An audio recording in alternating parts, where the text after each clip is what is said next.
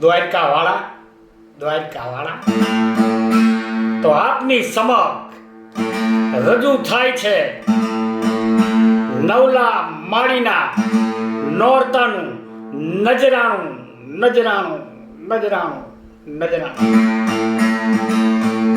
અને ઈ નજરાણામાં રજૂ કરું છું લોકકથા દેવીની ઉત્પત્તિ ટૂંકા સારમાં. એક વખત માર્કંડ મુનિએ ભગવાન વેદ વ્યાસના શિષ્ય જૈમિની મુનિને પૂછ્યું કે આ ભગવાન, આ ત્રણ લોકમાં જે દેવી ચંડિકા વ્યાપક છે તેની અમને કથા સંભળાવો. ત્યારે એ કથા સંભળાવે છે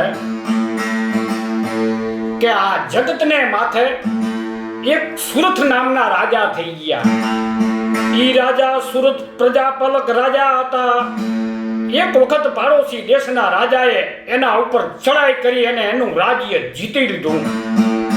હારી ગયેલા રાજા સુરત પોતાનું રાજપાટ તજી વનમાં મેઘા મુનિના આશ્રમનો સહારો લે છે અને એ આશ્રમમાં સમાધિ નામામાં બ્રાહ્મણનો ભેટો થઈ જાય છે. બે રાજા અને બ્રાહ્મણ પોતાની આપવીતી કહે છે. ત્યારે બ્રાહ્મણ કહે છે કે મને મારા ઘરાથી મારા બૈરી છોકરા એ મને ધક્કો મારી અને હળદૂપ કરીને ઘર બહાર તગડી મેલ્યો છે, પણ છતાં મને એની ચિંતા થાય છે કે મારા ઘરના બૈરી છોકરા શું કરતા હશે અને એના પ્રત્યેનો મોહ હજી મુકાતો નથી. એનું કારણ શું? ત્યારે રાજા પણ કહે છે કે મારા રાજ્યની પ્રજા, મારા હાથી, મારા ઘોડા મારા રાજ્યમાં શું કરતા હશે? આ મોહનું કારણ જાણવા બંને મેઘા મુનિને પોતાની આપવીતી કહે છે. ત્યારે મેઘા મુનિ કહે છે ઈ આ બધું જગતનું કલ્યાણ કરનારી યોગ નિંદ્રા માયાનો પ્રતાપ છે. ત્યારે રાજા સુરત કહે છે કે ઈ માયા કોણ છે, કેવી રીતે ઉત્પત્તિ થઈ અને કેવી રીતે એને જગતનું કલ્યાણ કર્યું? ત્યારે મુનિ કહે છે કે પૃથ્વીના પ્રલય પછી ભગવાન વિષ્ણુ શેષ નાગ માથે શયન કરી રહ્યા હતા. ત્યારે એના કાનમાંથી મધુ અને કૈટબ નામના રાક્ષસ ઉત્પન્ન થયા અને બ્રહ્માજીને મારવા દોડ્યા. બ્રહ્માજીએ યોગ નિદ્રાને પ્રાર્થના કરી અને કહ્યું કે વિષ્ણુ ભગવાનને જગાડી અને બે રાક્ષસને મારવાની પ્રેરણા કરો. યોગ નિદ્રાએ વિષ્ણુ ભગવાનને જગાડી બે રાક્ષસને વધ કરવાની પ્રેરણા કરી. વિષ્ણુ ભગવાને બે રાક્ષસો સાથે યુદ્ધ કરી અને છેલ્લે માયા દેવીના પ્રતાપથી બંને રાક્ષસને પોતાની જાંઘ ઉપર રાખી અને મસ્તક છેદી નાખ્યા. આમ બંને રાક્ષસો મરવાથી દેવો આનંદ મગ્ન કરવા લાગ્યા અને પોતાનું સ્થાન ભોગવવા લાગ્યા. અને એ અરસામાં અમુક સમય જતા આ ભારત ખંડની માથે એક મહિષાસુર નામનો રાક્ષસ ઉત્પન્ન થયો અને આખા બાપલા ભારત ખંડમાં હાહાકાર મચાવી દીધો. અને છેલ્લે દેવતાઓ અને ઇન્દ્ર સાથે યુદ્ધ કરી અને એના રાજ્ય આંચકી અને હેરાન ગતિ કરી અને ધક્કા મારી અને બાપલા સ્વર્ગમાંથી દેવતાઓને હાકી કાઢ્યા. હારી ગયેલા દેવતા બ્રહ્માજીને સાથે લઈ અને વિષ્ણુ અને શંકર ભગવાન આગળ જાય અને પોતાની આપવીતી કહે છે. શંકર અને વિષ્ણુ દેવતાની આપવીતી સાંભળી અતિ ક્રોધે ભરાય છે. એના મુખમાંથી એક તેજ ઉત્પન્ન થાય છે. સર્વે દેવતાના તેજ ઉત્પન્ન થઈ અને એક દેવી પ્રગટ થાય છે અને સૌ દેવતા દેવીની પ્રાર્થના, વંદના, સ્તુતિ કરી અને દેવીને પોતાના હથિયાર આપે છે. દેવી હાથમાં હથિયાર ધારણ કરી અને એવું તો ઓટ હાસ્ય કરે છે કે આખું બ્રહ્માંડ ખડભડી ઉઠ્યું. આ અવાજ સાંભળી મહિષાસુરના રાક્ષસો માતાજી હારે લડવા આવે છે. માતાજી સર્વે રાક્ષસનો કચર ઘાણ વારી દે છે.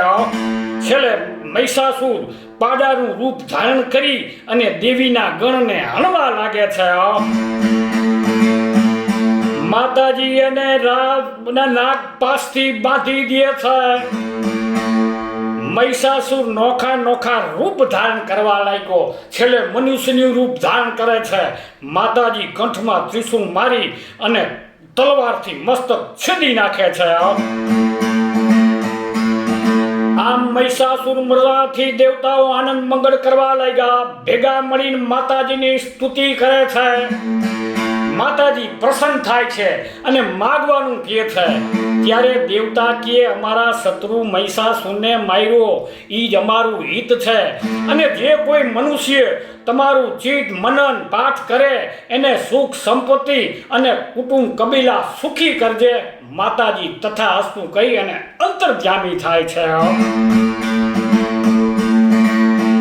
અને આ બાજુ દેવતા ઇન્દ્ર પોતાના રાજ્યમાં જઈ અને પોતાની રાજગાદી ભોગવવા લાગે છે. અને એ અરસામાં અમુક સમય થતા આ જગતને માથે બે ભાઈ શુંભ અને નિશુંભ નામના મહાબળવાન રાક્ષસો પાછા ઉત્પન્ન થાય છે.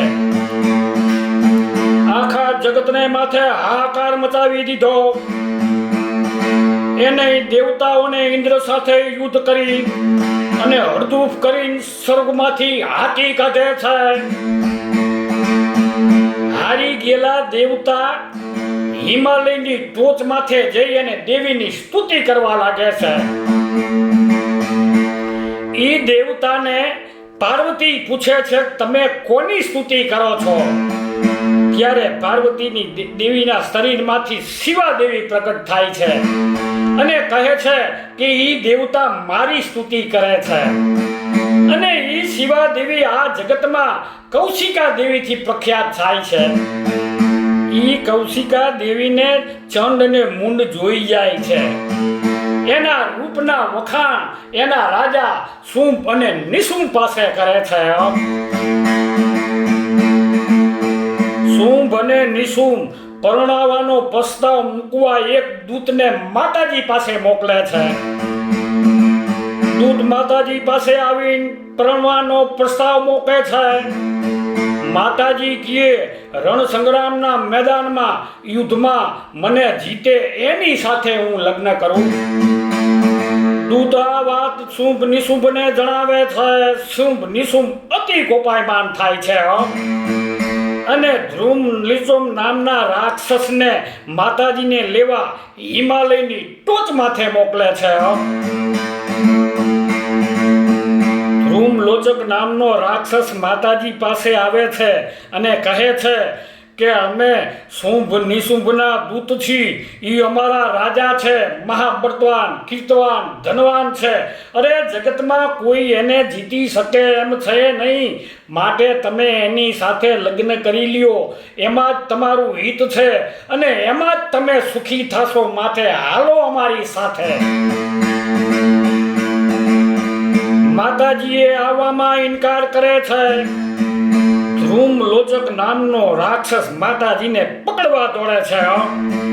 માતાજીએ એવો તો એક હુંકાર કર્યો કે ધ્રુમ લોચક નામના રાક્ષસને એક જ હુંકારે બાળી ભસ્મ કરી દીધો. બાટાઈની સેનાને માતાજી અને એની સિંહે કચર ઘાણ વાળી દીધો. આ વાતની શુંભ નિશુંભને જાણ થતા અતિ કોપાયમાન થયા અને ચંડ મુંડને માતાજીને લેવા હિમાલયની ટોચ માથે મોકલા. ચંડ અને મુંડ હિમાલયની ટોચ માથે આવે છે. માતાજીને સિંહની સવારી માથે બેઠેલા જોઈ એના દૂતો હાથમાં હથિયાર લઈ અને માતાજીને મારવા દોટ મૂકે છે. દૂતોને હાથમાં હથિયાર લઈને મારવા આવતા જોઈ અને માતાજી ક્રોધે ભરાય છે. અરે માતાજી એવા તો ક્રોધે ભરાય છે કે એનું મુખ કાળું થઈ જાય છે અને એના શરીરમાંથી બાપલા કાલિકા દેવી રૂપે પ્રગટ થાય છે. કાલિકા દેવી રૂપે પ્રગટ થઈ અને ચંડ મૂળના દૂતોનું માતાજી ભક્ષણ કરવા લાગ્યા. આવી રીતે ભક્ષણ કરેલા જોઈ ચંડમૂળ માતાજી યારે યુદ્ધ કરે છે અને ઈ યુદ્ધમાં ઈ માતાજીએ ચંડ અને મુંડના મસ્તક કાપી અને ચંડિકા પાસે આવે છે અને કહે છે કે ચંડ મુંડને મેં માર્યા છે અને શંભ નિશુંભને તમે મારજો. ચંડિકા કીએ ચંડ મુંડને માર્યા ઈથી આ જગતમાં હવે ચામુંડા નામથી તમે પ્રખ્યાત થાશો. આ વાતની શુંભ નિશુંભને જાણ થતા માં મોટું લશ્કર ભેગું કરીને યુદ્ધની તૈયારીઓ કરે છે અને આ બાજી દેવતાઓ પણ યુદ્ધની તૈયારીઓ કરે છે. પાર્વતી શંકર ભગવાનને સંધિ એટલે કે સમાધાન કરવા શુંભની નિશુંભ પાસે મોકલે છે અને શંકર ભગવાન આવી અને શુંભ નિશુંભને કહે છે તમે ઇન્દ્રનું ઇન્દ્રસન પાછું આપી પતાળમાં ચાલ્યા જાઓ અને કાંઈ યુદ્ધની તૈયારીઓ કરો. આ રાક્ષસો યુદ્ધની તૈયારીઓ કરે છે અને એ રણ સંગ્રામના મેદાનમાં દેવો અને દાનવોનું ભયંકર યુદ્ધો થાય છે અને એ રાક્ષસોમાં એક રક્ત બીજ કરીને રાક્ષસ હતો. એનું ટીપું લોહીનું ધરતી માથે એક પડે તો અનેક રાક્ષસો ઉત્પન્ન થતા. એટલે ચંડિકાએ ચામુંડાને કીધું કે હું રક્ત બીજના કંઠમાં ત્રિશૂળ મારું છું, તમે રક્તપાન કરો. ચંડિકાએ રક્ત બીજના કંઠમાં ત્રિશૂળ માર્યું. ચામુંડાએ રક્તપાન કર્યું. રક્ત બીજાનો રાક્ષસ પ્રાણહીન થઈને ધરતી માથે ઢળી પડ્યો. આ વાતની રણ સંગ્રામના મેદાનમાં નિશુંભને ખબર પડે છે અને બાપલા ખારો ધુધવાટા બોલતો માતાજી હારે યુદ્ધ કરવા આવ્યો. ઈ રણ સંગ્રામના મેદાનમાં નિશુંભને અનેક તીર અને બાણો મારી અને બેસુધ કરી અને ધરતી માથે ઢાળી દીધો. ઈ વાતની શુંભને જાણ થતા માતાજી હારે શુંભ લડવા આવ્યો. એને પણ રણ સંગ્રામના મેદાનમાં અનેક બાણો મારી અને બેસુધ કરી અને જમીન માથે ઢાળી દીધો. આ બાજુ નિશુંભની મૂર્છા વળતા પાછો માતાજી આએ લડવા ઉભો થયો.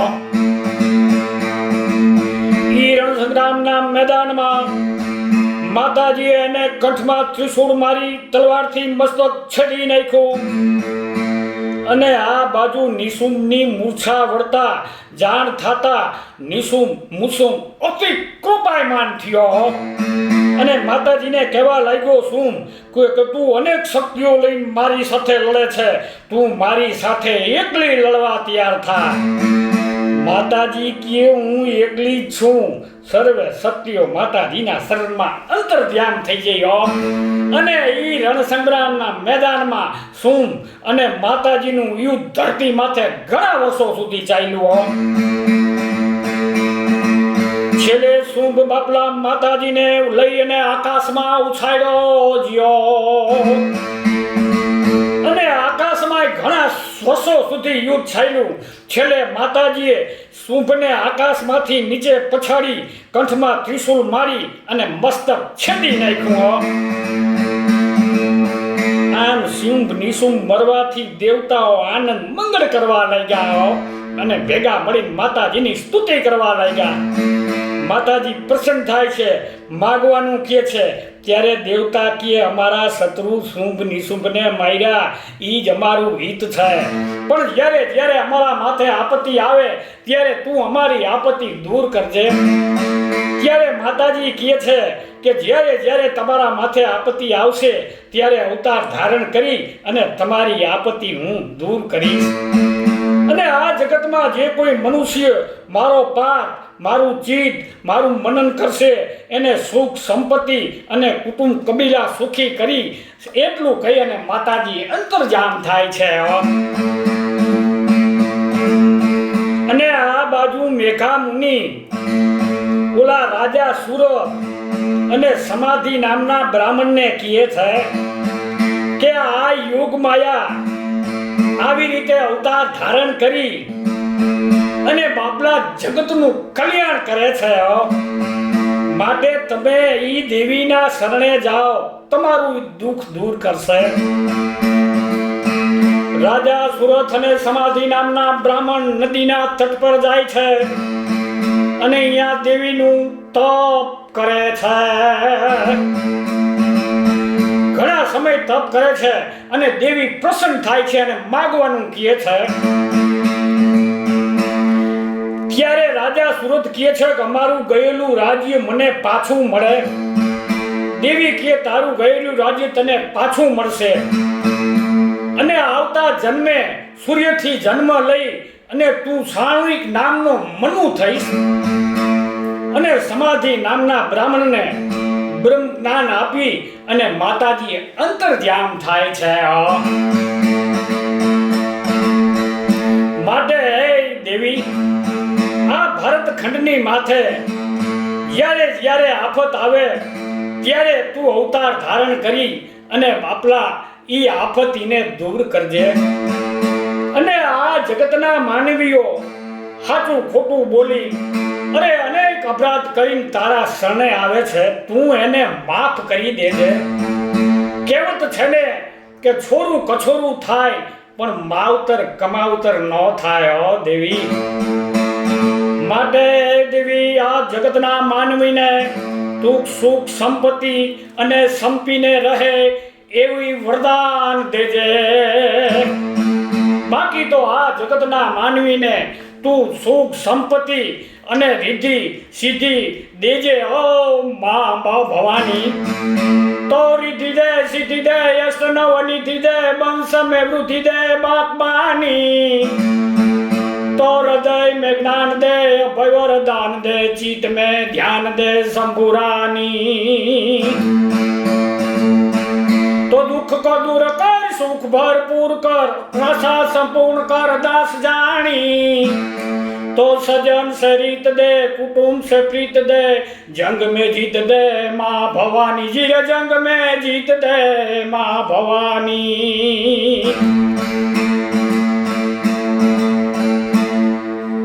तो भाइयों तथा बहनों आपनी समक्ष रजू થઈ લોક કથા ટૂંકા સારમાં દેવીની ઉત્પત્તિ.